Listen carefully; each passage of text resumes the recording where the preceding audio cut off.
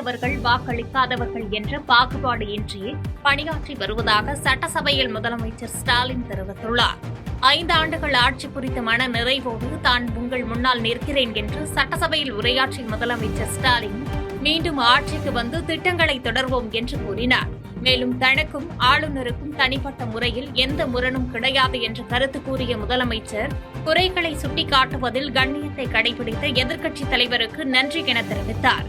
மருத்துவமனையில் அனுமதிக்கப்பட்டுள்ள துரைமுருகன் விரைவில் மீண்டு வர விரும்புவதாக குறிப்பிட்ட முதலமைச்சர் ஸ்டாலின் சட்டசபையை கண்ணியத்துடனும் கட்டுப்பாட்டுடனும் நடத்திய சபாநாயகர் அப்பாவு அவர்களுக்கு நன்றி என கூறினார்.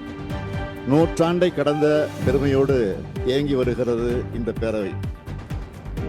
கடந்த 2021ஆம் ஆண்டு இந்த பேரவையினுடைய நூற்றாண்டு விழாவிற்கு வருகை தந்து நவீன தமிழ்நாட்டின் சிற்பியான தலைவர் கலைஞர் அவர்களின் படத்தையும் திறந்து வைத்த அன்றைய மாண்புமிகு குடியரசுத் தலைவர் ராம்நாத் கோவிந்த் அவர்களுக்கு என்னுடைய நன்றியை நான் தெரிவித்துக் கொள்கிறேன்.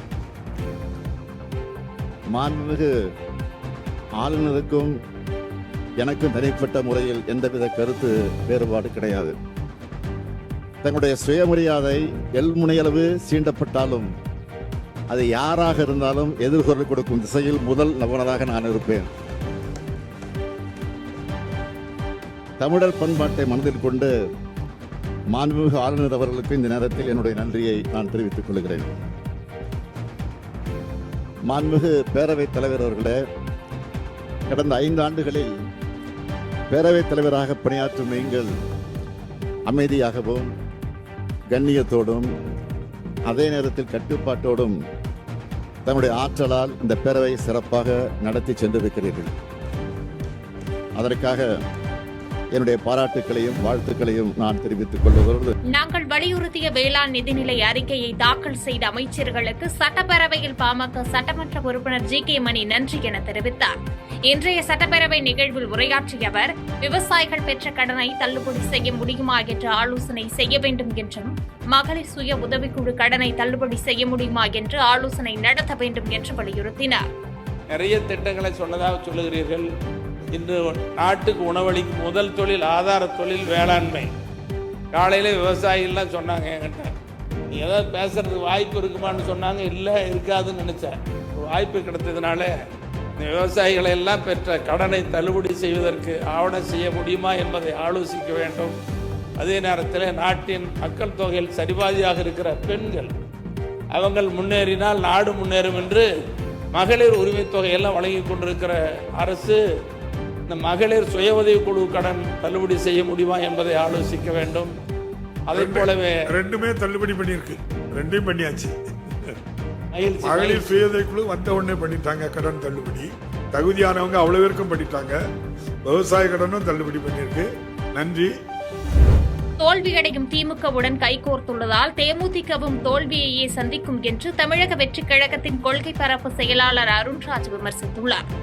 மதுரையில் செய்தியாளர்களை சந்தித்த அவர், தாவேக்காவுக்கு மக்கள் தரும் ஆதரவை பார்த்து பயந்துதான் கூட்டணியில் தேமுதிகவை திமுக சேர்த்துள்ளது என்றார். மேலும் பாஜகவின் சிபிஐ விசாரணை மற்றும் அழுத்தம் போன்ற மிரட்டல்களுக்கு பணியாமல் விஜய் அரசியல் செய்து வருவதாகவும், விரைவில் வியக்கத்தக்க தேர்தல் அறிக்கை வெளியாகும் என்று அருண்ராஜ் தெரிவித்தார்.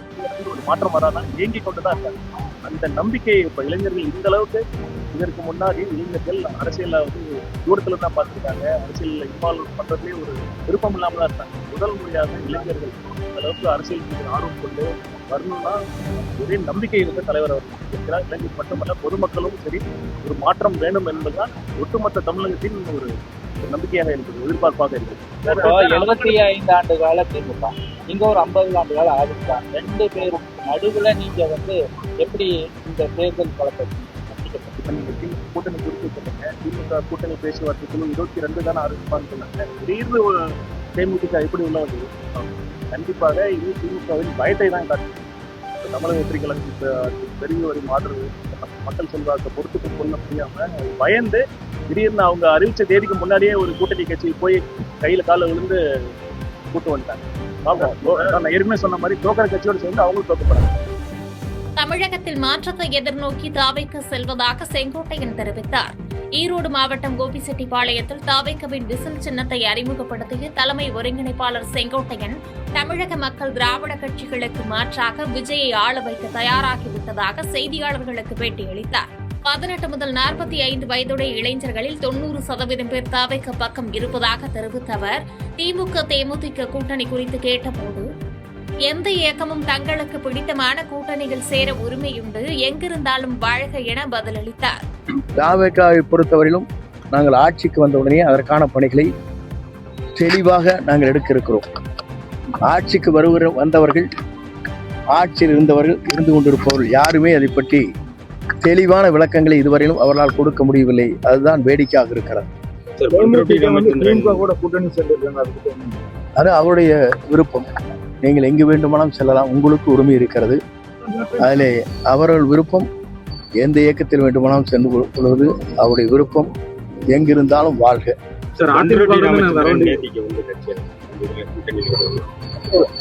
ஒவ்வொருவரும் ஒரு இயக்கத்தை ஆரம்பிக்கிறார்கள்.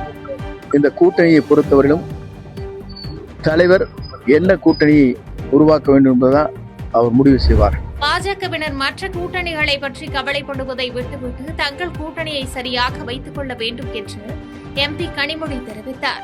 தூத்துக்குடியில் செய்தியாளர்களிடம் பேசிய திமுக எம்பி கனிமொழி, திமுக காங்கிரஸ் கூட்டணி பலமான அடித்தளத்தை கொண்டது என்றும் அதில் பிளவு ஏற்பட வாய்ப்பு இல்லை என உறுதிபட தெரிவித்தார்.